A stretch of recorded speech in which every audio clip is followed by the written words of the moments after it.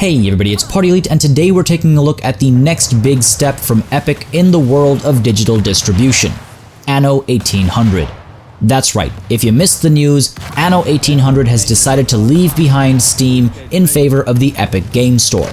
There are a few nuances to the news though, and it might not all be doom and gloom, so with a level head, let's take a look at what we're dealing with. After my Phoenix Point video, my opinion here may come as a shock to you, but this is absolutely fine. And no, I don't mean like the meme with the dog and fire all around it pretending everything is fine. I mean that this is actually okay. And that's why I wanted to highlight it on the channel. I think it's very easy to jump down Epic's throat at a moment's notice, and that is 100% completely fair. There are multiple reasons to do that, not just their highly non-consumer friendly predatory tactics, but also their lack of features, their tendency to spy on your computer, and their frankly worrisome and questionable ownership structure. I have no love for the Epic Game Store, do not misunderstand that please. This video, however, is not about Epic at all. It's about Ubisoft, Blue Byte, and Anno 1800. The reality of this deal is that it's a response to Steam. I mentioned this briefly in my other video, so I'll touch on it again. Steam is not perfect. They have a lot of power in and share of the market to a point where some, myself included, would say that it's basically a monopoly. Now, many of you disagreed with me using that word, and technically it's not a monopoly, but at the scale they're in and the scale at which they exist means they have the power equivalent to that of a monopoly. They have a huge market share. A lot of people know that if you've got to release a game on Steam, if you want to have the reach, etc., etc., so they have a lot of say. Now, we as players have benefited from this in many ways. Lots of sales, some fantastic features, a refund system that actually works, mostly, and lots more, of course.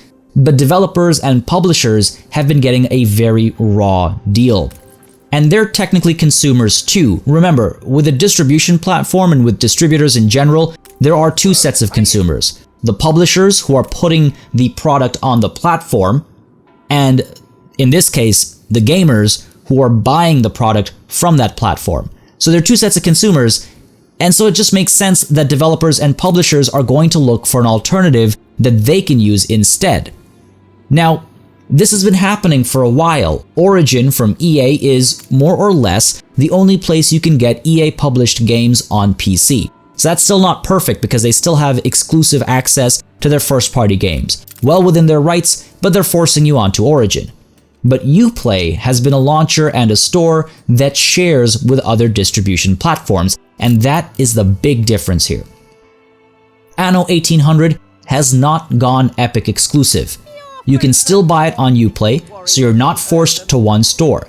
You only have to get the launcher that belongs to the company whose product you're buying in the first place. We always knew that we were going to have to get Uplay. That's how it is with Ubisoft games, and that's fine. Now, in fact, one step further, you can still pre-order on Steam. All Steam pre-orders will be honored, and all updates to the game will be given to all platforms post-release at the same time. So they haven't really abandoned Steam either, which is good because otherwise it's a little dirty using them as an advertising platform. And on top of all of that, they've made it very clear that multiplayer will work across launch platforms, and it's actually being run by and on Uplay-based servers. So everything is centralized, and no matter what system or platform your friends are on, you can play together. Now, Ubisoft's able to take advantage of the better profit margins that Epic offers, compared to Steam that is, but Epic will still need to compete with Uplay on price point if they want to get more of a market share. Epic is being forced to play by Ubisoft's rules, and this is very important and it's very different. Epic doesn't get to set the rules here. They do not have exclusive rights to distributing the game, and that's a very important point I have to stress, because it means that Epic needs to play by Ubisoft's rules, and that changes everything here. This is not an exclusivity deal. At the end of the day, everybody's still going to need Uplay. Like I mentioned, that was always going to be the case. At least now Epic has to work for their market share. It's very easy to get upset with publishers moving away from Steam. And yes, having multiple launchers and platforms is very annoying. But I had to highlight this as more of a success story than not. Exclusives, be it for Epic or Steam or Origin, They're not good for us players. The type of behavior that Ubisoft is showing here will, in the long run, help bring more competition between these storefronts in order to please both sides of their market, publishers and buyers, and that ultimately is going to be good for us. It's a much more win-win approach, and they have literally said that you can still get the game on Steam right until launch. Ubisoft have given Anno 1800 the funniest pre-order bonus a game has ever had, Steam as a platform. Now let me clarify something. I like Steam. I like the sales, I like the refunds, I like the user interface and the friends list and how everything is centralized. I've enjoyed Steam. I see no reason to move away from it. As a consumer, as a buyer, as a gamer.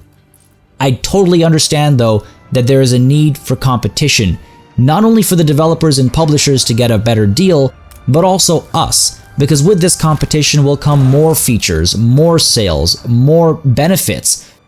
Unless they start to work together and monopolize against us, which is something Canadians are very familiar with when you look at our telecom industry. So hopefully that's not going to happen. Now, whether it's the Discord game store, Uplay, GOG, or any other platform, as long as there are no exclusivity deals invading PC gaming, I think it's likely to be more of a positive than not. And that's not me defending the Epic Game Store, by the way. I'm just saying that Ubisoft and Blue Byte made the right move here, as sad as I am that it won't just be in my Steam library like I was hoping.